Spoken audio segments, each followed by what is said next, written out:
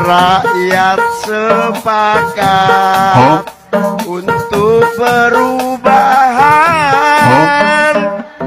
Pemilu bukanlah pergantian dari bapak anak, terlibatlah paman.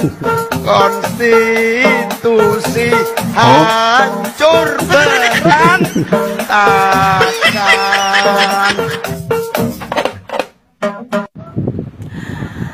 Anies prestasinya lebih banyak dari dalam dan luar negeri.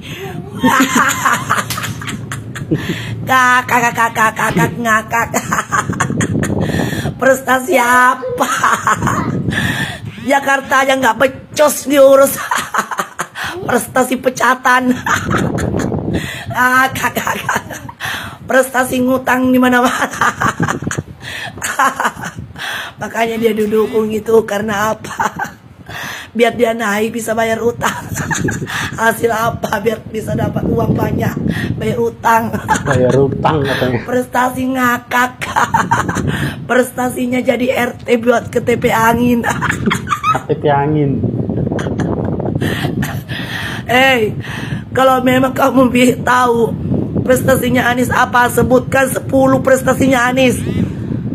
Prabowo Gibran masuk istana, Anies dan Ganjar masuk UGD, pendukungnya masuk RSJ. Kasian deh lu. Orang cerdas pada kemana ini orang cerdas, ha? Gue tanya ini. Ayo lawan, kemarin lagi kampanye rajin banget romannya, ha? Ngata-ngatain orang tolol, ha? Kakak udah pada ngumpet lu, udah kalah, ha? Pada kemana gue tanya, ha? Hei, pada kemana lu? Udah malah kalah pada ngumpet. Kita lanjut kagak nih? Lanjut aja ya. Kayaknya seru gitu ngebahas ini tontonan drama Wiro Sableng gitu kan. Wiro Sableng. Lu pada tahu kan berita tentang bus yang nggak mau, yang membatalkan ya, tim-tim kampanye ya, orang-orang pendukung lah dari doi gitu ya, dari sebelah di JIS gitu kan. Paham ya maksud gue ya? Masa gue harus bilang Yohanis, kan nggak mungkin ya. Nah, yang jadi pertanyaan gue nih ya kan, kenapa pemilik PO dari bus-bus itu mereka kok mengkat gitu loh? Kenapa nih, ceritanya ada apa? Apa mereka berpikir? Gue juga ikut mikir sih sebenarnya. Apa sama mereka menolak ini karena mungkin keseringan mendengarkan janji-janji manis yang sampai orang denger itu sampai diabetes meletus gitu. Surga telinga nih masuk sini, lama-lama hidrosepalus. Apalagi sekarang doi kan sudah sering live tuh mulung koin. Apa mereka mikir ya, kalau kita iakan ntar jadinya kita bisa-bisa dibayar sama mawar.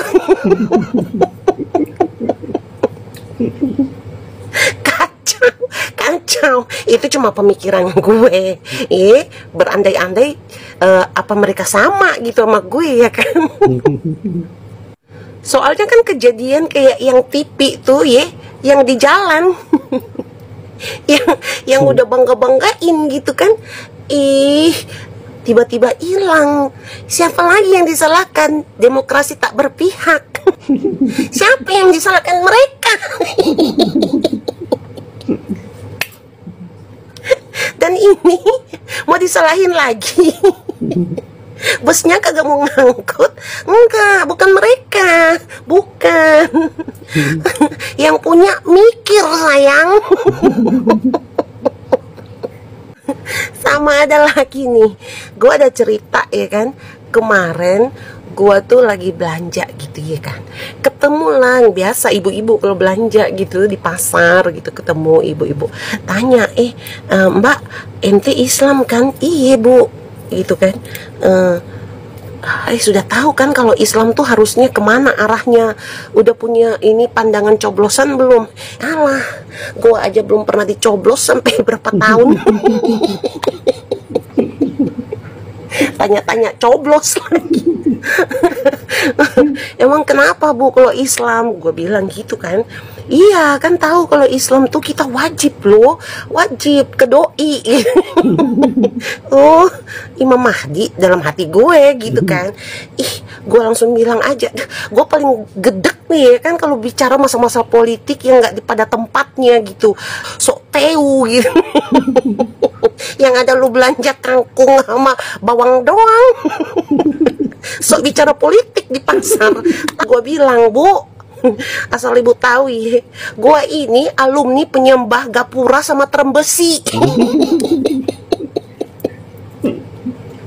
Gue berada di Islam itu karena panggilan. Yang gue tahu, gue harus mempercayai ada 5 pasal dan 6 pasal, sama ada 2 yang paling harus tertanam di otak itu. Gue harus cuma percaya Allah sama Muhammad, dah itu aja. Kalau disuruh percaya Imam Mahdi, yang abal-abal, gue kagak tahu siapa dia. Suruh ke sono wajib apa? Batu kubur. Gue kagak mau kayak itu bos-bos bis, ntar gue diabetes. Meletus gara-gara janji anuis. Ya udah, lupa deh, hati-hati ya, hati-hati. Udah semakin deket, kompor semakin meleduk, udah pada panas nih ya kan. Buah pepaya, buah nanas. Kita yang berjaya, tetangga pada panas. Dengarkan para pendukung 01 ya, yang suka teriak-teriak perubahan atau ingin merubah nasib. Sekarang Pak Anies ini merubah tagline perubahan menjadi persatuan. Jadi kalian itu tidak usah teriak-teriak lagi perubahan ya. Memang Pak Anies ini senang sekali berdiri di 2 persimpangan. Di persimpangan yang satu dia ingin dibela terus oleh para pendukungnya, dan di persimpangan yang lain dia ingin digandeng oleh yang tadinya menjadi oposisi. Inilah Pak Anies, contoh manusia munafik. Dia bisa berubah bagaimana situasinya. Nah, sekarang kalian tidak usah lagi berteriak-teriak perubahan ya, karena tagline-nya sudah diganti oleh Pak Anies ya. Siap-siap saja kalian untuk dihianati. Capek-capek kan kalian demo ya, kepanasan, kehujanan, kelaparan, ngeluarin modal gede lagi ya, teriak-teriak tiap hari sampai bulan puasa pun kalian ikut berdemo. Tapi hasilnya apa sekarang ya? Jadi sekarang tidak usah teriak-teriak perubahan ya. Pak Anies sudah merubah tagline perubahan menjadi persatuan. Ini bukan tentang Anies Baswedan yang kalah nyapres, tapi ini tentang FPI dan HTI, ormas terlarang yang gagal bangkit. Kalian bisa lihat siapa yang berdemo di depan MK, siapa yang berdemo di depan kantor-kantor DPR.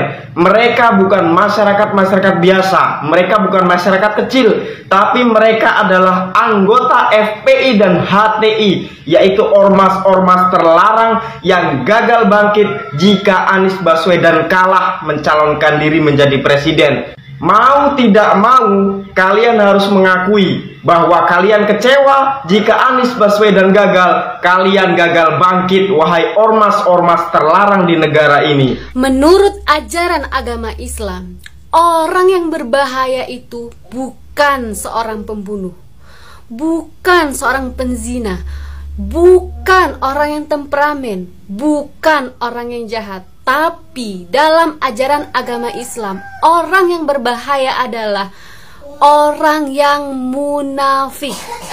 Bahkan seorang pembunuh tidak disebutkan ciri-cirinya seperti apa. Seorang pezina, seorang temperamen, seorang apapun itu penjahat, tidak disebutkan ciri-cirinya dalam agama Islam.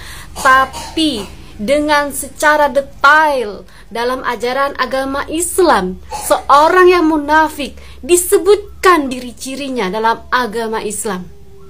Jadi, jika kalian ingin pemimpin kita itu tidak berbahaya, carilah pemimpin yang bukan pemimpin yang munafik. Dan cari tahu juga ciri-ciri manusia munafik itu seperti apa.